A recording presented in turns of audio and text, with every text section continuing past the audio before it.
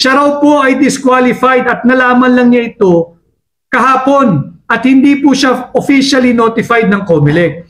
Bastusan na po ang ginagawa pati ng COMELEC. Hindi binigyan ng notice yung tao na meron palang oposisyon doon sa kanyang pag-transfer ng kanyang distrito. Basic po iyan sa ating saligang batas, yung due process at equal protection of the laws. Naglabas ng pahayag ang COMELEC at sila'y nagsabi, ito ang certified list of candidates. Kasali po si Nene Bacale, kandidato for congresswoman, kalaban ni Martin Romualdez. Hindi po talaga marunong lumaban ng malinis at patas ang ating mga nagpapahirap sa bansa. Tinanggal po nila si Nene Bacale bilang opisyal na kandidato ayon sa COMELEC. Ito po ay violation ng kanyang right to due process and equal protection of the laws. I had a brief talk with her lawyer. I told him, Nene Bacale is in good hands legally. Just pursue all the available legal remedy. Kinakailangan maisama si Bacale, Nene, dyan sa balota sapagkat karapatan po, hindi na ni Nene yung ating right of suffrage yung bawat Pilipino na pumili kung sino yung gusto nilang iboto. Bakit ba hindi kayo marunong lumaban ng patas? Lahat ng pandaraya ay ginagawa ninyo, hindi pa man nagsisimula ang kampanya. Bakit itong COMELEC patuloy din pinapaboran ang baluktot na administrasyon ni Bongbong Marcos at yung mga kandidato nila? Patunay.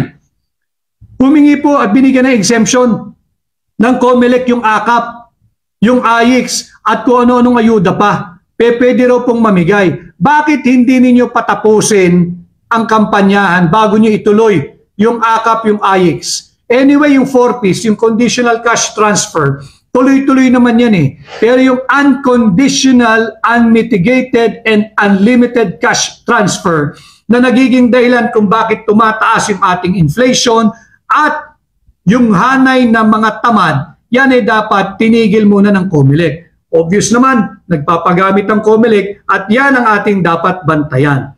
Kay Rojas Elin, yes, 55. Ito po, number 55. Salamat po. At kay Diamond, Lea Catalina, Pucha, Garcia at Tambaloslos. Tama ho, masamang tandem yung Tambaloslos at yung COMELEC. Dapat po kayo mag-ingay dyan sa 1st Legislative District ng Leyte. Ayaw ng may kalaban ng taong ito, kaya tinanggal nila si Bacale, Nene. Ganito na po kasama. Ganito na po kababoy at patuloy na paglapastangan sa ating saligang batas.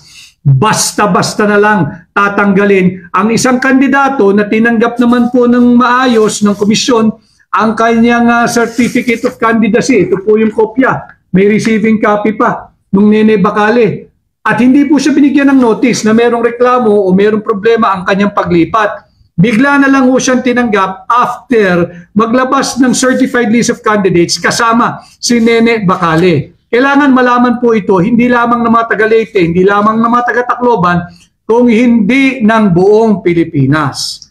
And again, I would like to remind the 1.8 million government employees, you have to demand for transparency. It is time to demand for accountability. As the Bongbong Marcos administration, nasaan yung 2.3 billion pesos hard-earned money mandatory contribution ninyo?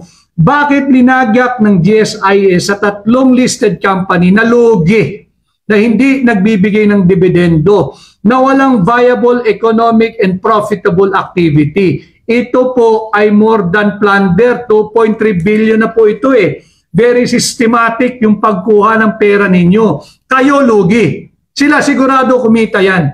Yung kumpanyang pinasukan ng pera, kumita din po yan. 2.3 billion pesos yun So ito ho yung ating mga dapat pinag-uusapan. At na 55 minutes na po tayo. Kung nasabihan na mapuputol na tayo. So samahan po ninyo ako sa muli po nating pag-live. Welcome po. Yung inyong mga tanong, tuloy-tuloy po tayo. Andyan po yung link ng aking interview kay Binibining Karen Davila. Sana ho'y panoorin ninyo, i-share ninyo, ibahagi ninyo. And again, I'd like to thank Binibining Karen Davila for inviting me at ako'y nabigyan ng oportunidad na magpasukat at magpasuri hindi lamang sa kanya, kundi sa inyo, sambayan ng Pilipino. Muli ho, ako po si Attorney Vic Rodriguez. Ngayon 2025, tayo po'y magkaisa. Dahil pag tayo nagsama-sama, posible ang pagbabago pag naghatid ng bago sa Senado, number 55. Maraming salamat at magandang hapon po sa inyong lahat.